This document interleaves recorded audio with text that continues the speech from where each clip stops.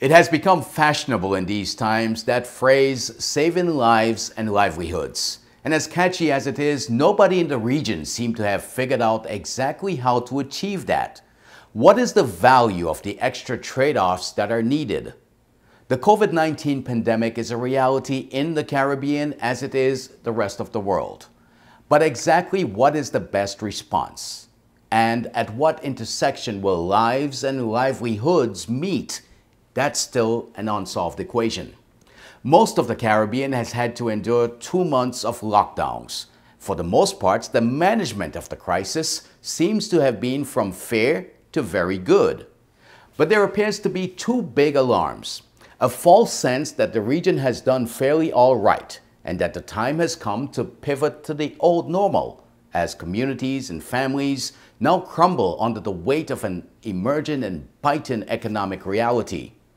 The other is a certain amount of desperation from both individuals and from governments badly battered and bruised on that economic reality we just alluded to. A state of affairs that is giving way to a feeling that maybe we need to throw the dice, get the economies open up as quickly as possible, and, well, just hope for the best. Now, hope is a good emotive state to be in, but it's not a strategy. To bring back livelihoods, how many lives are we willing to put at risk? And perhaps more critically, whose lives are we willing to put at risk?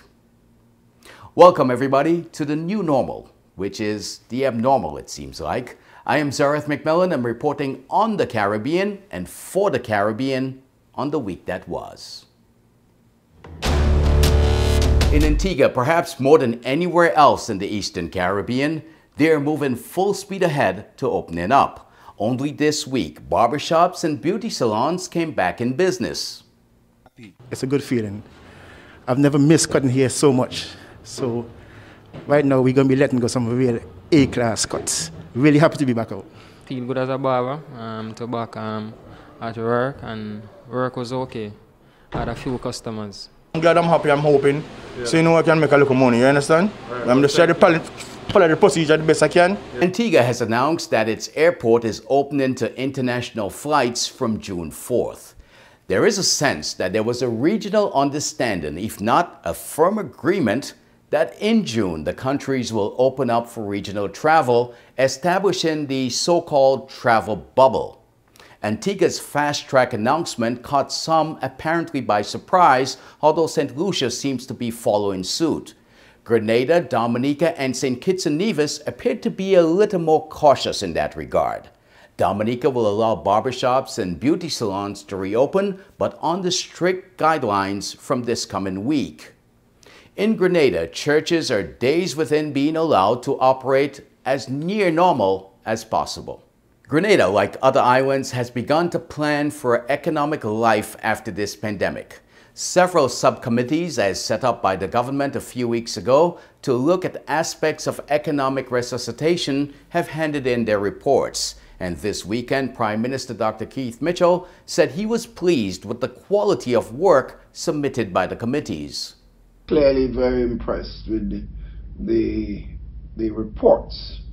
It appears that all the committees have been working, doing a lot of work in taking the assignment and responsibilities very seriously. And they all reported they've been getting very thorough cooperation from all the members of the subcommittees that we have chosen. And that to me is a clear demonstration of the seriousness at which our people have taken this present situation and the need for us to do what we have to do to bring our country back. On this week's edition of The Week That Was, we will seek to get a complete overview for the sub-region from Governor of the Eastern Caribbean Central Bank, Timothy Entwine. Also, a major development this week was the dissolution of the St. Kitts Nevis Parliament, which means general elections are to be called there within 90 days. Now, we don't have a date as yet. We had booked both Prime Minister Dr. Timothy Harris and former Prime Minister Dr. Denzel Douglas, but unfortunately both had to cancel at the last minute. All is not lost, though. We will hear from a regional pollster, Peter Wickham, about the state of play in Basseterre. Also this week, we will speak with new opposition leader in Grenada, Tobias Clement. This week, he nominated 2 members for the highest lawmaking body in that country, the Senate. Our analysts, William Joseph, an author and former advisor to Prime Minister Tillman Thomas, and Dr. Patrick Entwine, a regional economist, will weigh in on a number of economic interests for the entire region. We have a very packed show for you on this Sunday, May 17, 2020, at the end of another week that was. Once again, I am Zerith McMillan. Thank you so much for the privilege of your time. This is a production of the Carib Update News Service.